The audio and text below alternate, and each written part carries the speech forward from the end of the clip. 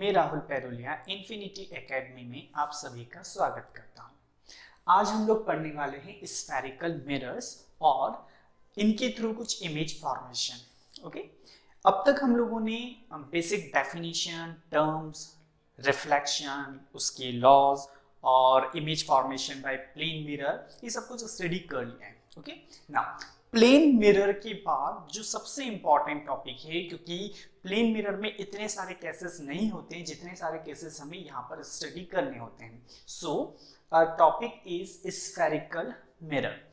कैसे डिफाइन कर सकते हैं हम स्फेरिकल मिरर को? So it is a part of hollow sphere whose inner and outer surface is polished. Yes, अगर सपोज ये ही कोई एक ग्लास का स्फीयर, होलो स्फीयर, ठीक है, कंप्लीटली होलो स्फीयर, मैंने इसमें से कुछ एक छोटा सा पार्ट कट कर लिया, इतना ये पार्ट मैंने कट किया, सो मुझे कुछ ऐसा मिलेगा। ओके ना, अगर इसकी आउटर सरफेस को मैं पॉलिश कर देता हूं, सो जो मिरर फॉर्मेशन हो रहा है यहां से, ये मिरर रहेगा concave. Okay, concave mirror whose reflecting surface is bent in। यहां पे आप देखें, ये है इसकी reflecting surface, this is reflecting surface, और ये बेंड इन मतलब अंदर की तरफ झुकी हुई है। सो ऐसा जो मिरर होगा वो रहेगा कॉनकेव मिरर। क्लियर? इसी तरीके से अगर सपोज ये जो पार्ट हमने कट किया है, इसको मैं यहां पे ड्रॉ कर देता हूं, और अगर इसकी इनर सरफेस पे पॉलिशिंग कर दी जाए कुछ इस तरीके से, सो जो यहां पर मिरर फॉर्मेशन हो रहा है ये मिरर रहेगा कॉन्वेक्स। इसको हम ऐसे डिफाइन कर सकते हैं, whose reflecting surface is bulged out, मतलब बाहर की तरफ उभरी हुई सी अगर सरफेस है, रिफ्लेक्टिंग सरफेस की बात कर रहा हूं, अंदर की सरफेस पे पॉलिश किया है और बाहर की तरफ जो सरफेस है वो रिफ्लेक्टिंग है। So this is our convex mirror, और यहां पर ये जो फॉर्मेशन हुआ है ये है concave mirror. Clear? So what is spherical mirror? A part of hollow sphere, ये दोनों ही एक होलो स्फीयर के पार्ट है। So a part of hollow sphere whose inner, यहां पर है इनर, इसके लिए मैं बात कर रहा हूं, whose inner and outer surface is polished। अगर एक स्फीयर के किसी पार्ट को हमने ले लिया, होलो स्फीयर के, ग्लास के होलो स्फीयर के पार्ट को, और अगर उस पे हमने इनर पे अगर पॉलिशिंग कर दिया, सो ये बन जाता है कॉन्वेक्स मिरर, और अगर बाहर पॉलिशिंग कर दिया तो ये बन जाता है कॉनकेव मिरर। अब कॉनकेव और कॉन्वेक्स मिरर से रिलेटेड बहुत सारे टर्म्स हैं जो हमें स्टडी करना है। ओके स्टूडेंट्स, तो हम लोग स्टार्ट करते हैं स्फेरिकल मिरर से रिलेटेड कुछ टर्म्स की, ठीक है। और ये जो डेफिनेशंस हैं ये बोर्ड एग्जाम के अकॉर्डिंगली भी बहुत ज़्यादा इंपॉर्टेंट होती है, क्योंकि बोर्ड एग्जाम्स में इनमें से कुछ टर्म्स ऐसी हैं जिनको डिफाइन करने के लिए पूछा जाता है। सो उस पॉइंट ऑफ व्यू से भी ये बहुत ही ज़्यादा इंपॉर्टेंट है। सबसे पहला टर्म है पोल, ठीक है। सारे टर्म्स को डिफाइन करने के लिए और एक्सप्लेनेशन करने के लिए यहाँ पर मैंने एक डायग्राम ड्रॉ किया है, जो एक बेसिक सा डायग्राम है, ठीक है। यहाँ पर मैंने ड्रॉ किया है concave mirror. Okay, concave mirror इसलिए है क्योंकि इसका जो रिफ्लेक्टिंग सरफेस है, ठीक है, वो बेंड इन है, अंदर की तरफ झुका हुआ है। So this is concave. Clear? Now सबसे पहला जो टर्म है वो है पोल, ठीक है। How we can define the pole? It is mid point of the reflecting surface. बहुत ही सिंपल सी डेफिनेशन है, यहां से लेके यहां तक ये पूरा रिफ्लेक्टिंग सरफेस है, और इस रिफ्लेक्टिंग सरफेस का मिड पॉइंट, इट मींस ये रहा। ओके, सो रिफ्लेक्टिंग सरफेस का जो मिड पॉइंट है, उसी मिड पॉइंट को हम कहते हैं pole, and it is represented by P। So pole is mid point of the reflecting surface. Clear? So इस मिरर में ये जो मिड पॉइंट है ये हो जाएगा पोल। सेकेंड है centre of curvature. Clear? Now ये जो स्फेरिकल मिरर है, इट मींस यहां पर मैंने कॉनकेव लिया है, सो ये कॉनकेव मिरर एक होलो स्फीयर का पार्ट है। क्लियर? वो जिस होलो स्फीयर का पार्ट है, उस स्फीयर का सेंटर होगा इस मिरर का centre of curvature. Once again मैं इसको रिपीट करता हूं, ये स्फेरिकल मिरर एक होलो स्फीयर का पार्ट है। क्लियर? सो उस होलो स्फीयर का जो भी सेंटर होगा वो इस मिरर का सेंटर ऑफ कर्वेचर होगा। Okay, so centre of hollow sphere जिसका ये मिरर पार्ट है वो हो जाएगा centre of curvature. Centre of curvature is represented by C. Clear? Pole को हमने P से रिप्रेजेंट किया था, सेंटर ऑफ कर्वेचर को हमने C से रिप्रेजेंट किया है। Next is radius of curvature. Now ये स्फेरिकल मिरर जिस मिरर का पार्ट है, ये स्फेरिकल मिरर जिस स्फीयर का पार्ट है उसका जो radius of curvature, okay, next है radius of curvature. Okay, now ये जो स्फेरिकल मिरर है, इट मींस यहां पर मैंने अभी ड्रॉ किया है कॉन्केव मिरर। सो ये स्फेरिकल मिरर जिस भी होलो स्फीयर का पार्ट होगा उस स्फीयर का जो रेडियस रहेगा वो इस मिरर का रेडियस ऑफ कर्वेचर होगा। वंस अगेन मैं रिपीट करता हूं, ये रहा एक कॉन्केव मिरर, इसको मैं बोल रहा हूं स्फेरिकल मिरर। ठीक है, ये स्फेरिकल मिरर जिस भी स्फीयर का पार्ट होगा, ठीक है, उस स्फीयर का जो रेडियस है वो इस मिरर का रेडियस ऑफ कर्वेचर होगा। Okay, it means radius of hollow sphere is called radius of curvature of the mirror. Next है principal axis. Clear? Principal axis क्या होगा? It is the line joining pole and centre of curvature. Pole को हमने represent किया था P से, centre of curvature is represented by C। So this is the line which is joining P and C. ये वो line है जो pole and centre of curvature को ज्वाइन कर रही है। So line joining pole and center of curvature, it means we are talking about this line, और इसी लाइन को हम बोलते हैं प्रिंसिपल एक्सिस। इसको हम रिप्रेजेंट करते हैं PC से। Principal axis is represented by PC। Radius of curvature, okay, इसको हम रिप्रेजेंट करते हैं कैपिटल R से, centre of curvature C and pole P। Clear? So ये टर्म्स है। नाउ नेक्स्ट है principal focus and focal length. Okay, principal focus let us understand with two different diagrams, क्योंकि ये जो टर्म्स हैं प्रिंसिपल फोकस ये concave के लिए डिफरेंट होने वाला है और कॉन्वेक्स के लिए डिफरेंट होने वाला है। ठीक है, पहले हम बात कर लेते हैं कॉन्केव मिरर के लिए प्रिंसिपल फोकस क्या होगा। हियर ये रहा concave mirror, P is the pole of this mirror, C is centre of curvature, ठीक है, और PC is the principal axis. Now यहां पे मैंने कुछ रेज ली हैं, they are coming parallel to the principal axis.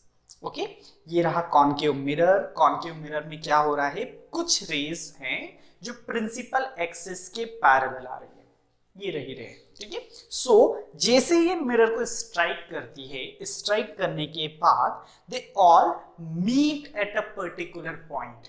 जितनी भी रेस प्रिंसिपल एक्सिस के पैरेलल आ रही है वो एक आफ्टर स्ट्राइकिंग द सरफेस, और we can say after reflection they meet at a particular point, और उसी पॉइंट को हम बोलते हैं फोकस। ठीक है, जितनी भी रेस प्रिंसिपल एक्सिस के पैरेलल आ रही है वो रिफ्लेक्शन के बाद after reflection they are meeting at a point, और उसी पॉइंट को हम बोलते हैं principal focus. Clear?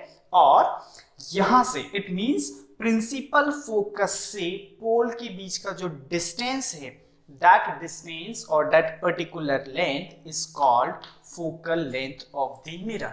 It means the distance between focus and pole. Clear?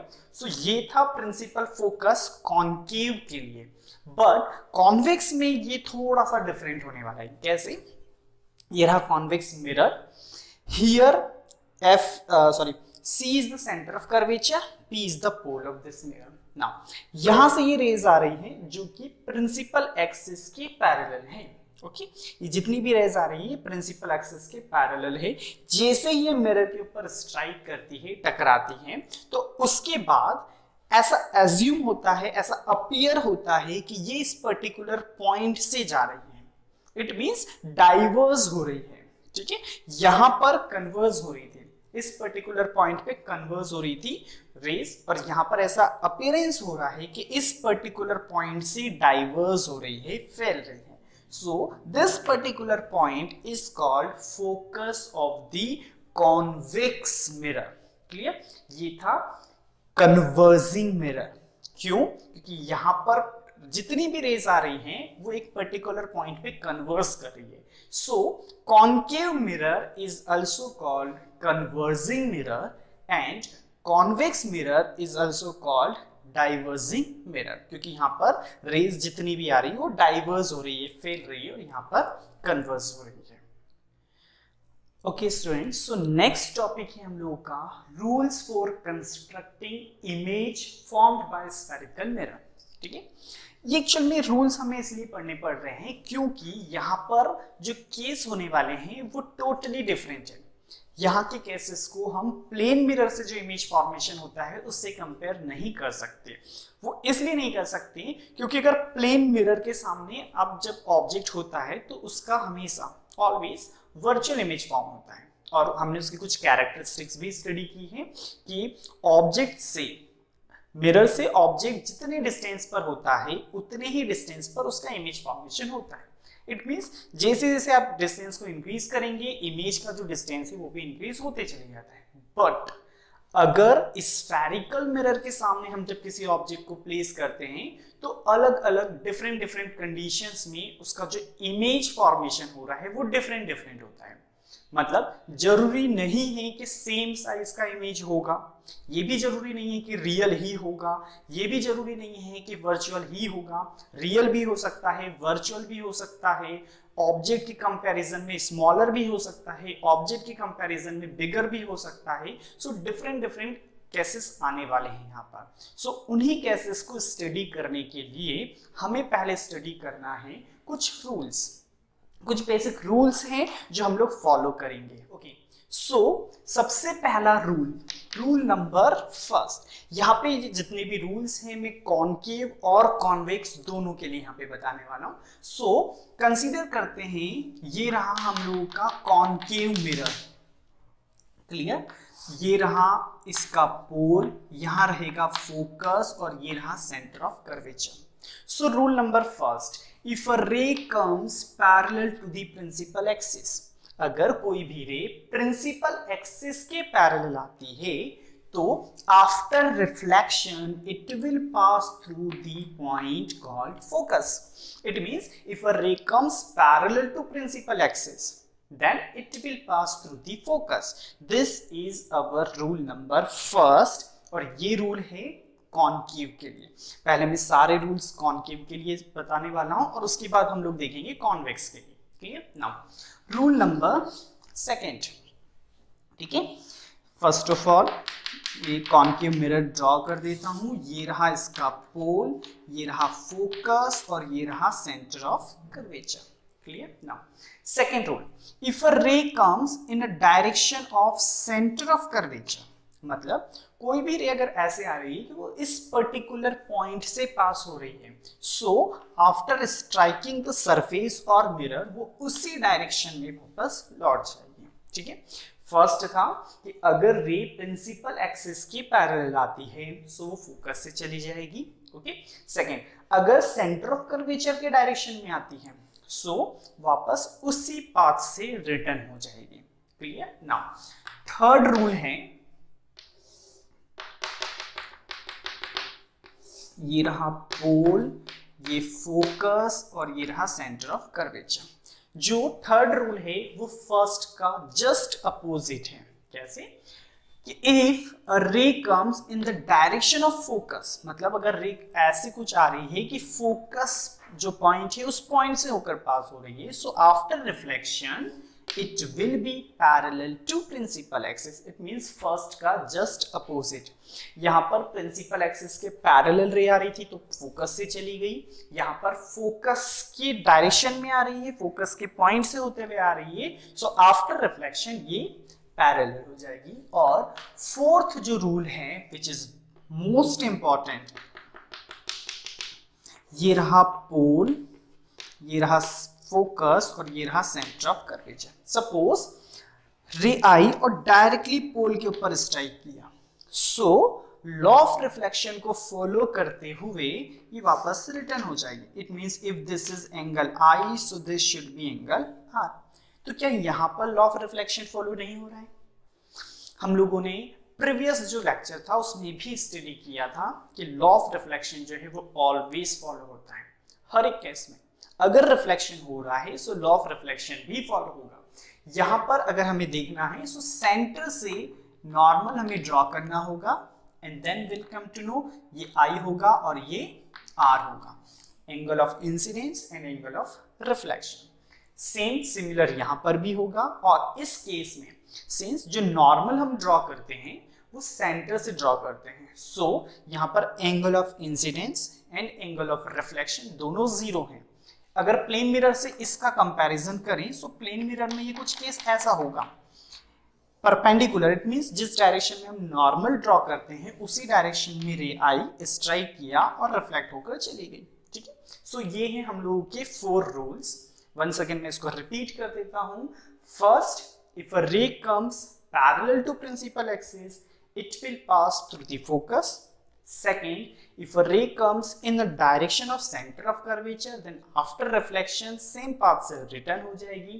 Third, if a ray comes in the direction of focus, और अगर ray जो है वो focus के point से pass होती है, so after reflection वो principal axis के parallel हो जाएगी. और last, if a ray comes and strike at the pole, pole पे strike अगर करती है so law of reflection को follow करते हुए return हो जाएंगे. So ये थे 4 rules concave के लिए. Now let us see for the convex. So convex के लिए first rule, मैं यहाँ पे convex mirror draw कर देता हूँ. This is our convex mirror. ये रहेगा इसका pole, okay? ये रहेगा focus और suppose this is center of curvature. Clear? Now same, if a ray comes parallel to the principal axis, हमने कॉन्केव में देखा था कि वो फोकस से पास होगी, बट सिंस यहाँ पर ये पॉलिश्ड है, ठीक है, रे ऑफ लाइट जो है वो यहाँ से ऐसे पास नहीं होगा. ठीक है, क्या होगा, ऐसा अपीयरेंस होगा कि ये इस पर्टिकुलर पॉइंट से लाइट रे जो है वो जा रही है. सो मैं यहाँ पर इसको ऐसे बता सकता हूँ कि if a ray comes parallel to principal axis then it will appear to goes from focus, मतलब फोकस से जाते हुए appearance दे रही है. ठीक है, now second,